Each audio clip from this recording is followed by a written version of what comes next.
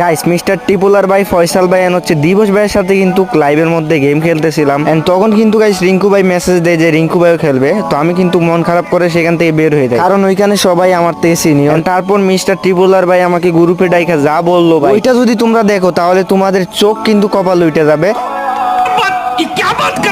Guys mister টিপুলার ভাই আমারে কি বলছিল সেটা শোনার আগে প্লিজ ভাই, আমার 1 মিলিয়ন সাবস্ক্রাইবার কিন্তু একটা স্বপ্ন, তো প্লিজ তোমরা সবাই সাবস্ক্রাইব করে ये দিও। बड़ी अच्छी बात कही आप। সিরাজ এমনি বের হয় কেউ আরে রিঙ্কু ভাই না আসবে এই জন্য চলে গেছি। এমনি বের হয় ভাই এটাই বড় হইতেছে যে আরে না না মাইক মাইক অফ, করে না গোলাপ ফুল টিক্কা মেরা টিকটক বানায় না ওরকম করতেছে আরে না ভাই মাইক অফ ছিল তো এই জন্য আমি মানে কথা বলছি বাট মাইক অফ ছিল। ভাই পরে খেলা হবে তাহলে, হ্যাঁ একটা খেলছি তো এর জন্য আচ্ছা পরে আচ্ছা খেলা হবে। সমস্যা নেই খেলা।